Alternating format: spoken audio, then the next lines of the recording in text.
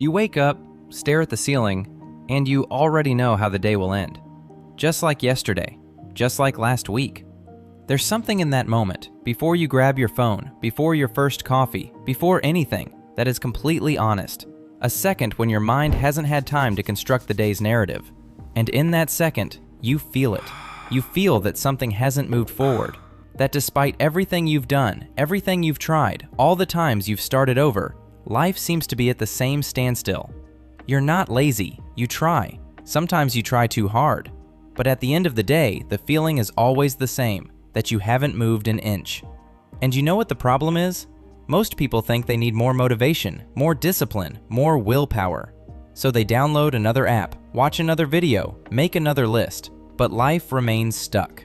Because the problem was never how much you try, it was where you're putting that energy. If you relate to this and feel like your life is stuck, go ahead and like this video and subscribe so you don't miss the next ones. Everyone has a theory about why life gets stuck. The most popular one is still about laziness. You don't want it enough. You lack grit. If you really wanted to, you would have done it already. It's a simple, neat explanation and almost always wrong. Because the people who suffer most from a feeling of stagnation aren't the ones who do the least. They are, more often than not, the ones who do the most. The ones who wake up early, study, strive, plan, start over on a Monday, and start over again the following week.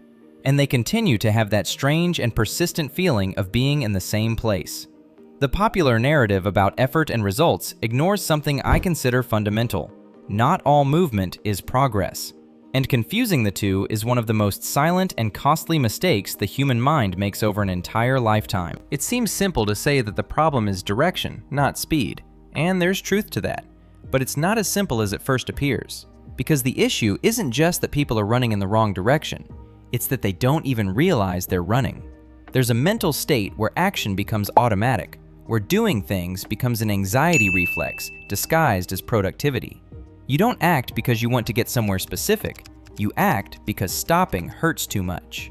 Stopping means thinking, and thinking at certain times means confronting questions you don't yet know how to answer. Questions about who you are outside of your goals, about what's left when you strip away your busyness. So you keep moving, not out of ambition, out of protection. And that difference, though invisible from the outside, changes everything on the inside. Psychology has a name for this. It's called experiential avoidance, when the mind uses external behavior to escape uncomfortable internal states. It's not weakness, far from it. It's an extremely sophisticated survival mechanism. The brain learns early on that certain emotions are dangerous. Shame, inadequacy, the silent fear of not being enough. And it does what any intelligent system would do when faced with a threat. It develops strategies to never have to confront them head on. The problem is that these strategies come with an invisible cost. They work in the short term, relieving immediate pressure, but in the long term, they keep a person in a loop, always moving, never arriving. Because the real destination of the journey was never an external goal. It was an internal feeling that hadn't yet learned to be tolerated. And this didn't come out of nowhere. How we respond to discomfort begins to be shaped long before we have the vocabulary to describe it. As a child, you learned what was safe to feel and what was dangerous to show.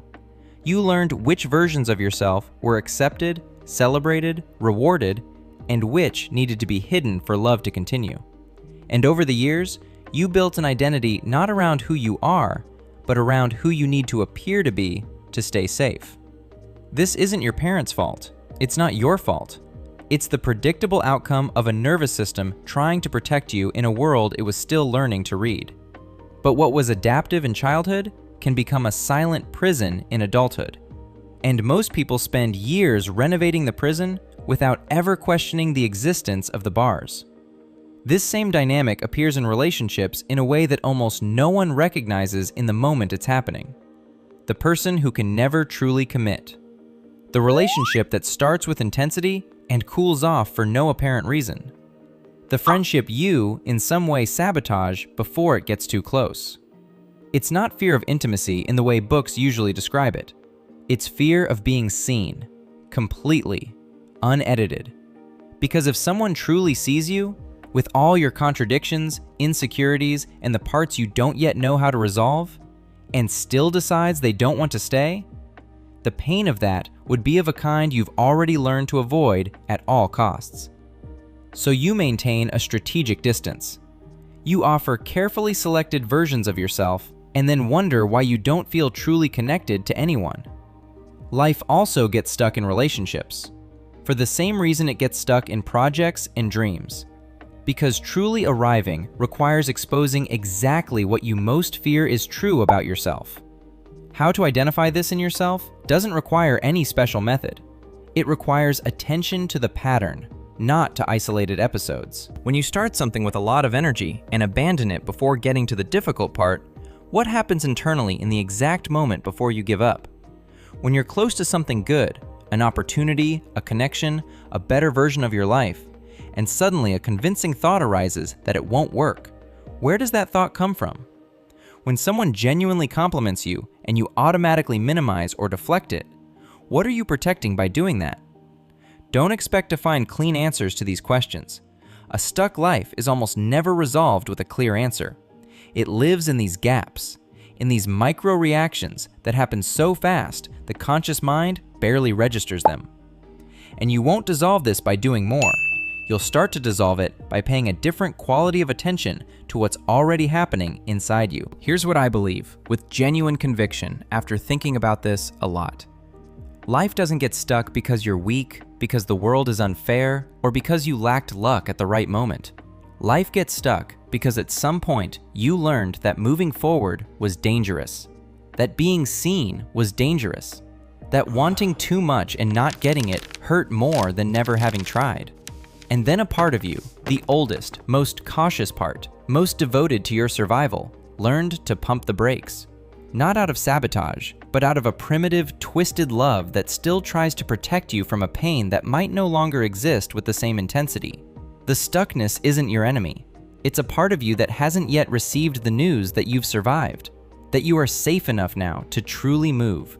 Not because someone from the outside gave you permission, not because you finally found the right technique or the perfect routine, but because you, in a quiet and completely honest moment with yourself, will decide that you can trust a little more in who you are becoming. This moment isn't scheduled. It has no method. It has no shortcut. It happens when you stop fighting what you feel and finally start listening to what that feeling has been trying to tell you for so long.